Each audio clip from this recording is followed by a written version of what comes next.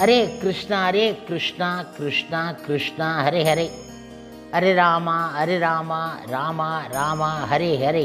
குட்டி கதைகள் 196. இதில் யானை முக தோற்றம் ஏற்ற பகவான் ஜெகநாதர் எனும் கதை காண்போம். முன்பு ஒரு சமயம் கர்நாடக மாநிலத்தில் கனியாரி என்ற குக்கிராமம் இருந்தது. இங்கே முழுமுதற் கடவுள் மற்றும் பரம புருஷ பகவான் ஸ்ரீ கிருஷ்ணரின் பக்தரான கணபதி பட்டா என்ற பிராமணர் வசித்து வந்தார். அவர் பகவான் ஸ்ரீ ஹரியின் பெரும் பக்தர், பிறர் இடம் கருணை காட்டுபவர். அவருக்கு பேராசையோ புலன் தூய்க்கும் பற்றோ கிடையாது. அவர் சாஸ்திரங்களை நன்கு கற்றவர் ஆவார். மனம் உள்ளிட்ட அவரது புலன்கள் எல்லாம் கட்டுப்பாட்டில் இருந்தன. அவர் பகவான் விஷ்ணுவை மட்டும் வழிபட்டார். சிறு தெய்வங்களை வணங்க ஆர்வம் காட்டியது கிடையாது. எல்லாவற்றையும் முழுமையாக பராமரிப்பவர் பகவான் ஜெகநாதர் என்பது அவருக்கு தெரியும். பகவான் ஜெகநாதரின் தாமரை திருவடியில் சரண் அடைபவர் ஜட தலையில் இருந்து விடுவிக்கப்படுகின்றார்.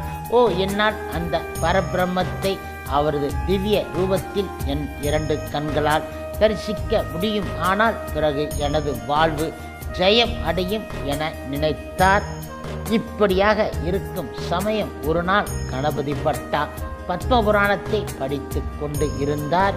நீலகிரியில் எவ்வாறு தனது திவ்ய ரூபத்தில் பகவான் ஜெகநாதர் எழுந்து அருளி இருக்கின்றார் என்பது பற்றிய படலம் அது. ஒருவன் பகவான் ஜெகநாதரை அந்த திவ்ய ரூபத்தில் தரிசித்தால் அவருக்கு ஜட பந்தத்தில் இருந்து விடுதலை கிடைத்து மோட்சம் கிட்டும். மறுபடியும் எப்போதுமே அவருக்கு யமராஜனை சந்திக்க நேரிடாது. இந்த வரி கணபதி பட்டாவின் நெஞ்சை தொட்டுவிட்டது. இந்த மண் உலகில் நீலகிரியில் பரபிரமம் எழுந்து அருளி இருக்கின்றார். நான் எனது காலத்தை வீணாக கழித்து கொண்டு இருக்கின்றேன். இந்த உண்மை தெரியாமல் நீலகிரியில் பகவான் ஜெகநாதர் எழுந்து அருளி இருக்கின்றார் என்பதை தெரிந்த பிறகு நான் ஏன் இன்னும் இப்படி மூடனாக இருக்க வேண்டும்?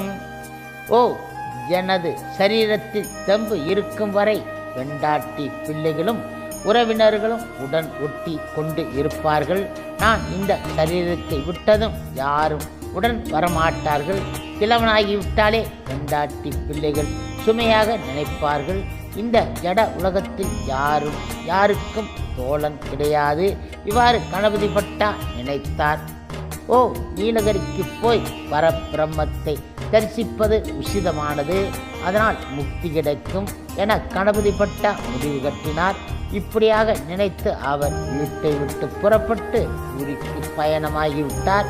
பூரிக்கு செல்லும் வழியில் யாசித்து கிடைத்ததை வைத்து கொண்டு சந்தோஷமாக இருந்தார். சில சமயம் உணவு கிடைக்காத போது உபவாசம் இருப்பார். சில இலைகளை உண்டு தண்ணீரை குடித்து பசி தணித்து கொள்வார். கடைசியாக கணபதி பட்டா அதர நாளாவை அடைந்தார். இது பூரியின் நுழைவாயில். இந்த நுழைவாயில் வழியாக பூரி தாமத்தில் நுழைந்தவர் யமராஜின் தண்டனையை அனுபவிக்க மாட்டார் என்பது ஐதீகம்.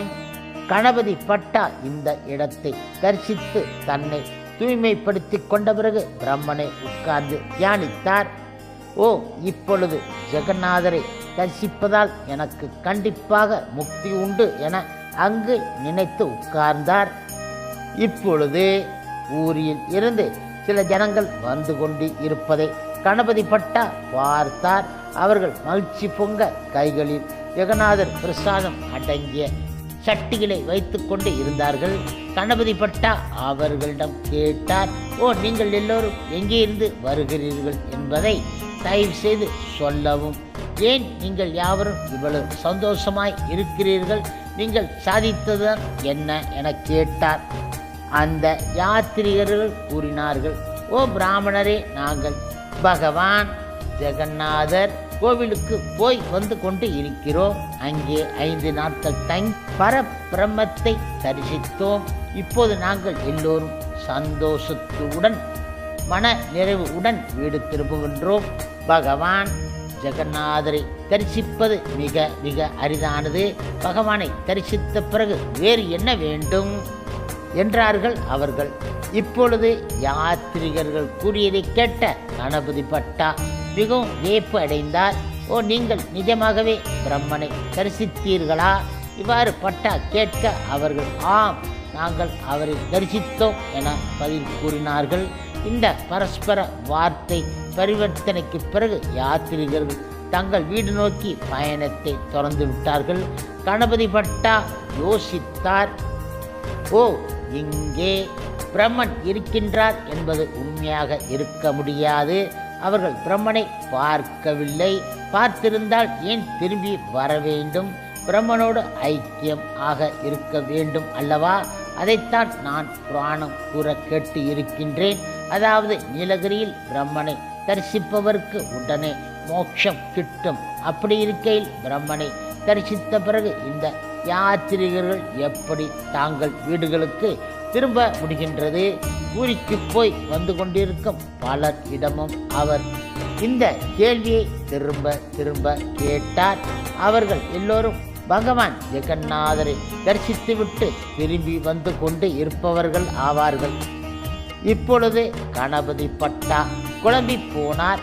புராண புத்தகத்தை எடுத்து புரட்டி புரட்டி பார்த்தார். பரபிரம்மன் பூரி எழுந்தி இருக்கிறார் என்பது புராணத்தில் தெளிவாக கூறப்பட்டு இருப்பதை அவர் கண்டுகொண்டார். அவரை யாராவது தரிசித்தால் உடனடியாக முக்தி அடைவார். குழம்பி போன கணபதி பட்டா யோசித்தார். ஓ, நான் என்ன செய்ய வேண்டும் இப்போது?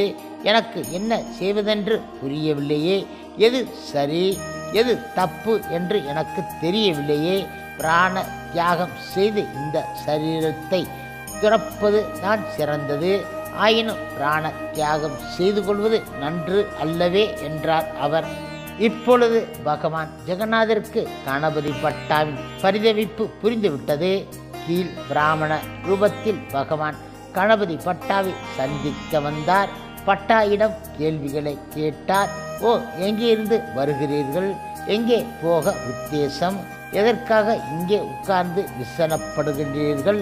பட்டா அதற்கு பதிலளித்தார். ஓ பிராமணரே, தயவு செய்து கேளுங்கள். பிராணத்தில் பிரம்மன் நீலகிரியில் வாசம் செய்வதாக படித்தேன்.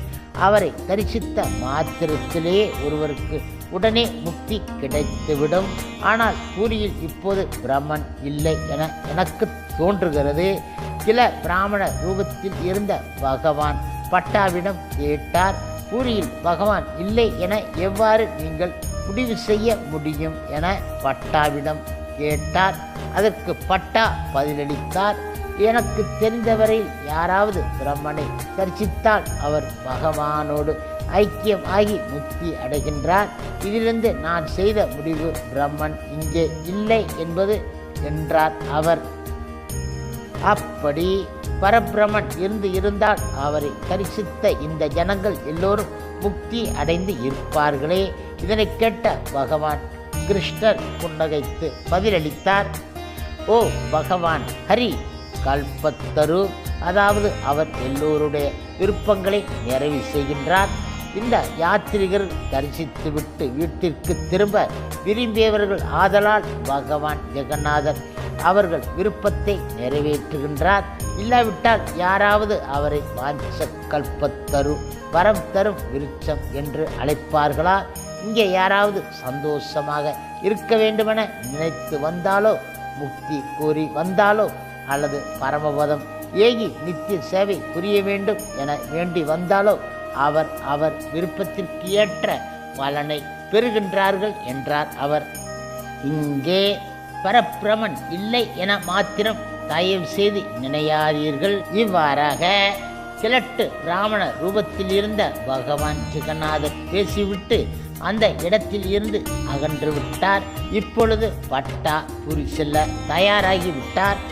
ஜெகநாதர் கோவில் சிம்மதுவாரத்தை அடைந்த கணபதி பட்டா பதித்த பாவனரை தரிசித்தார்.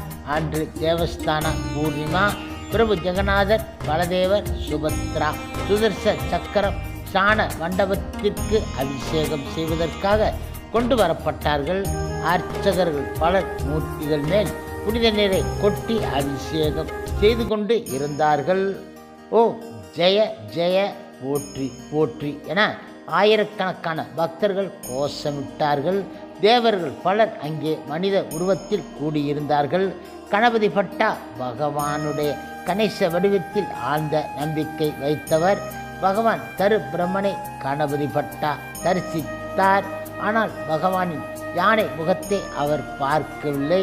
பிரம்மனுக்கு யானை போன்ற முகம் உண்டு என ஆணித்தரமாக நம்பியவர் அவர். ஆனால் இங்கே அவர் வேறு விதமான முகத்தை பார்த்தார்.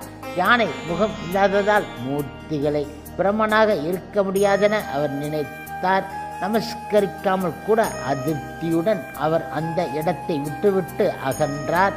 பிரம்மனுக்கு யானை போன்ற முகம் உண்டு என்பதில் அவர் உறுதியாக இருந்தார். அவரது ஆழமான நம்பிக்கையை புரிந்து கொண்ட பகவான் ஜெகநாதர் உடனடியாக முடிரதன் என்ற பூரி ராஜாவின் பிரசித்தி பெற்ற பிரதிநிதி முன்பு தோன்றி, என் பக்தர் வெகு தொலைவில் இருந்து என்னை தரிசிக்க வந்து இருக்கிறார். ஆனால் தரிசிக்காமல் திரும்ப போகின்றார். என்னுடைய யானை முகத்தை பாராது ஏமாற்றம் அவருக்கு. நீ உடனே சென்று அவரை கூப்பிடவும் திரும்பி வந்து என்னுடைய யானை ரூபத்தை தரிசிக்க சொல்லவும் என கட்டளையிட்டார். இப்பொழுது முடிரதன் உடனே எழுந்து கணபதி பட்டாவை பூரிக்கு திரும்ப அழைத்து வர ஓடினார். முடிரதன் கணபதி பட்டாவிற்கு விளக்கினார். ஓ பகவான் தருப்பிரமன் சதுர்பாகம் என்ற 4 விதமான சேமங்களை தருபவர், தயவு செய்து பிரபுவை தரிசிக்கவும். தாங்கள் விருப்பங்கள் யாவும் நிறைவேறிவிடும். இங்கே நீலகிரியில் பிரபு தருப்பிரமன் ரூபத்தில் எழுந்து எல்லோருடைய விருப்பங்களையும் நிறைவேற்றி வருகின்றார். நீங்கள் ஏன் முட்டாள்தனமாக பகவானை தரிசிக்காமல் போகின்றீர்கள்? பட்டா பெரும் கோபத்தில் பதிலளித்தார். ஓ பிரம்மன் எங்கே? ஏன் என்னை ஏமாற்றுகின்றீர்கள்? நான் யானை முகத்தை பார்க்க கிடையாது. யானை முகம் இல்லாமல் பிரம்மன் எப்படி இருக்க முடியும்? முகத்தில் துதிக்கையை பார்க்காவிட்டால் இதை பிரம்மனாக ஏற்றுக்கொள்ள மாட்டேன். நீங்கள் எதை சொன்னாலும் பொருட்படுத்த மாட்டேன். ஏன் என்னை திரும்ப அழைத்து வர முயல்கின்றீர்கள்? முடிதரன் பதிலளித்தார். நீங்கள் தங்களுடைய தவறான அபிப்பிராயத்தை கைவிட வேண்டும். வந்து நுட்பமாகத்தான் பாருங்களேன். நீங்கள் பகவான் ஜெகநாதருடைய முகம் யானை முகத்தை பார்ப்பீர்கள். இதை பற்றி சந்தேகம் சிறிதும் கொள்ள வேண்டாம் என்றார் அவர். இதனை கேட்ட பிறகு கணபதி பட்டா கோவிலுக்கு திரும்பினார். பகவானை தரிசித்தார். யானை முகம் தெரிந்தது. யானை முகத்தில் நீண்ட துதிக்கை ஒன்றை சத்தம். அந்த அபூர்வ விஸ்வரூபத்தில் தரிசனம் கொடுத்த பகவான் ஜெகநாதர் தன் பக்தனை கூப்பிட்டார். இப்பொழுது பட்டா தன் பணிவான வணக்கத்தை செலுத்தி பிரார்த்தனை செய்தார். ஓ பிரபு கஜநாதா, கருப்பிரம்மா, லோகநாயகா, இப்பொழுது தங்களை தரிசிப்பதில் திருப்தி. என்னுடைய சந்தேகங்கள் எல்லாம் நீங்கிவிட்டன. தங்களிடம் ஒரு வேண்டுகோள் வைக்கின்றேன். இன்று முதல் நீங்கள் எப்போது இந்த ஸ்நான மண்டபத்திற்கு வந்தாலும் இந்த காட்சியில் எல்லோருக்கும் தரிசனம் தர வேண்டும். பிறகு கணபதி பட்டா தரையில் விழுந்து தருப்பிரமனை தியானித்தார். அவர் திடீரென பகவானுடைய சரீரத்தில் சங்கம் ஆனார். மின்னலைப் போல் அவரது ஆத்மா பகவானின் திவ்ய சரீரத்தில் புகுவதை எல்லோரும் பார்த்தார்கள். அங்கு குழுமியிருந்த பக்தர் கூட்டம் போற்றி போற்றி என கோஷமிட்டார்கள். இன்றும் கூட ஸ்ரீ ஜெகநாதர், ஸ்ரீ பலதேவர், ஸ்ரீமதி சுபத்ரா ஸ்நான பூர்ணிமா தினத்தன்று நீராடிய பிறகு ஆதிவேசம் எனப்படும் கஜமுக அலங்காரத்தை ஏற்கின்றார் அவர். பிரபு ஜெகநாதரின் மகிமையைத்தான் பாருங்களேன். இந்த இறைவனை பிரம்மனும் இவனும் வணங்குகின்றார்கள். தனது பக்தரை திருப்தியடைய செய்வதற்காக பகவான் கஜமுகத்தை ஏற்றுக்கொண்டார். ஆகையால் அவர் பவக்கிரஹாகி, அதாவது தன் பக்தனின் மனோ நிலையை ஏற்றுக்கொள்பவர் என்று அழைக்கப்படுகின்றார். ஹரே கிருஷ்ணா ஹரே கிருஷ்ணா கிருஷ்ணா கிருஷ்ணா ஹரே ஹரே, ஹரே ராமா ஹரே ராமா ராமா ராமா ஹரே ஹரே. சில பிரபுபாதரின் சேவையில் இஸ்கான் பக்தர்கள்.